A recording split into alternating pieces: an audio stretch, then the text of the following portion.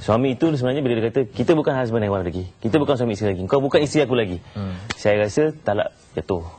Saya percaya talak itu telah jatuh berdasarkan bahasa yang digunakan, bahawa kau bukanlah isteri aku lagi. Apatah lagi, ditambah dengan berat lagi bahawa kita tinggal tunggu fail saja kes ini di mahkamah. Maksudnya kita mengukuhkan niatnya. Sebab kadang-kadang ada perkara-perkara, kadang-kadang tertentu, ya Fitri, mahkamah pun memerlukan kepastian dari segi niat. Contohnya cerai SMS. Kalau kita terima, perempuan itu terima SMS atau terima surat, ya, kita bahas secara tulis, mahkamah akan panggil lelaki untuk bertanyakan niat.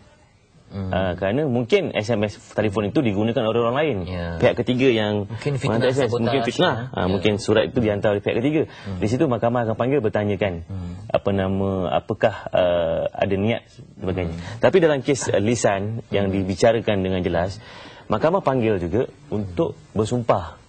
Bersumpah, angkat sumpah di mahkamah.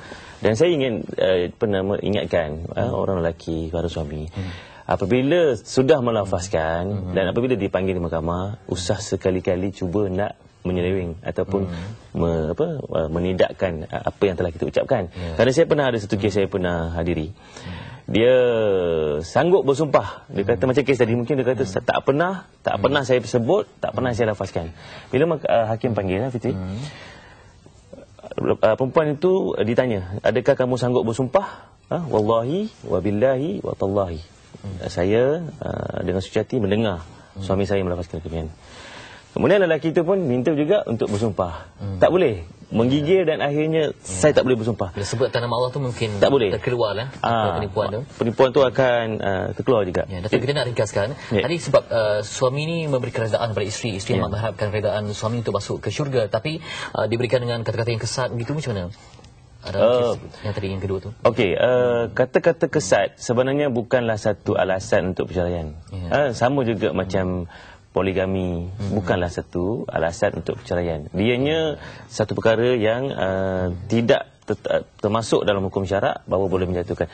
Tetapi kata-kata kesat yang diikuti dengan perbuatan kasar, mencederakan, mengabaikan nafkah, itu boleh dijadikan selepas alasan. Dia beri hinaan, dia ceraikan itu. Okay. Dan ada pemanggil, Datuk. Baik, silakan. Puan Emma dari Segamat, Johor. Assalamualaikum. Waalaikumsalam warahmatullahi wabarakatuh. Ya, Puan, silakan dengan soalan. Ya, soalan pertama saya kan. Saya dah bercerai dah dengan suami dah. Tapi dia hanya bagi nafkah anak-anak je lah. Macam nafkah itu dia tak ada, dia nafkah apa ni, nafkah edah dia tak bagilah. Berapa lama bercerai, Puan? Dalam 2-3 bulan gitulah. Baru 3 bulan. Baru bercerai? Ya, saya baru bercerai. Jadi nafkah edah tu macam mana? Kita boleh tuntut apa tidak? Baik. Kita masih dengarkan jawapannya. Terima kasih Puan Emma. Ni orang negeri saya ni, orang Johor. Jadi kena bagi nasihat tengah lebih jelas ni.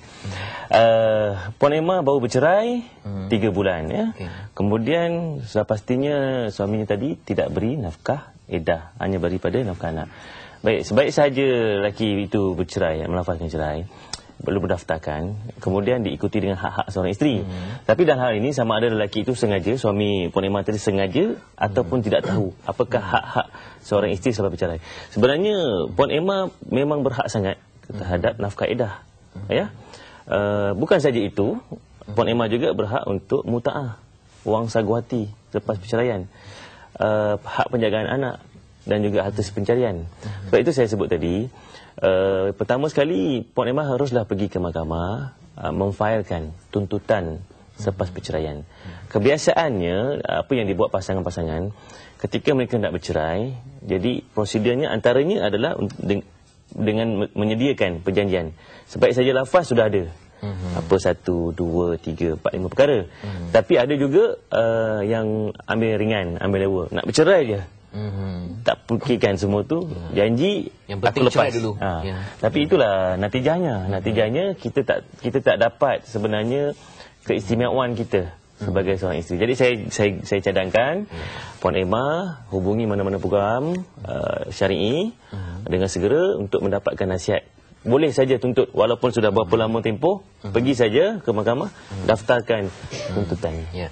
Dalam kes tertentu banyak soalan sebenarnya sebab isu perceraian ni, dan misal kata ketika bergaduh dikatakan perkataan yang mungkin menjatuhkan talak berkenaan, tapi mereka masih lagi hidup bersama, tak tahu, sehingga melahirkan zuriat. Ya. Kedudukannya bagaimana? Dia jelas sekali ya, Tri, sekiranya talak jatuh, kemudian pasangan suami isteri ambil lewa, mereka sebenarnya hidup dalam kemungkaran, ya, kemungkaran, na'udzubillah minazalik lah. Kerana anak-anak yang dilahirkan ketika itu sebenarnya tidak sah tarafnya. Sebab itu kadang-kadang kita hati-hatilah dalam perkahwinan. Kalau ada emosi menguasai diri, ingatlah kenangan manis ketika mula alam rumah tangga, ya. Beli peti ais mungkin second hand RM250, beli TV pun RM100 sama-sama. Jadi benda-benda itu semua boleh mengembalikan nostalgia dan menetapkan keinginan kita bahawa perkahwinan itu hendaklah selama-lamanya. Malah hendaklah merenung juga zuriat anak-anak kita. Saya fikir anak-anak kita, kalau kita lihat mata hitamnya, sudah pasti mereka tidak ingin ataupun tidak mahu memujuk kembali jiwa yang terbakar, ya, emosi berbahaya. Bertahanlah kerana abghadul halal ilallah at-talaq. Perkara yang halal itu tapi sangat dibenci Allah adalah talak. Apatah lagi kita dalam situasi hari ini, kita memerlukan keluarga, memerlukan suami, memerlukan isteri. Kalau boleh, saya nasihatkan supaya bertahanlah dalam perkahwinan kita. Kerana kalau pasangan kita tidak sempurna, pasangan kita melakukan kesilapan, kita renung kembali, muhasabah, aku juga tidak sempurna, aku juga manusia biasa. Membuang egois. InsyaAllah. Terima kasih Datuk kongsikan pengalaman. Walaupun cuma sempat ambil 2 pemanggil, tapi saya rasa ini mungkin peringkat permulaan. Mungkin waktu kita akan lanjutkan perbincangan tentang isu cerai dan juga talak ni. Sebab ada macam-macam lagi, ya. Selepas itu tentang belum kita bincangkan tentang Cina butanya lagi sebenarnya dengan rujuknya. Itu baru peringkat awal tentang penceraian. Terima kasih Datuk Khairul Anwar Rahmat, Peguam Sivil dan juga Syar'i berkongsi pengalaman. Ya, semoga kita dapat iktibar apa yang dibincangkan. Semoga lebih rukun rumah tangga dengan aja membuang egois, ya. Dan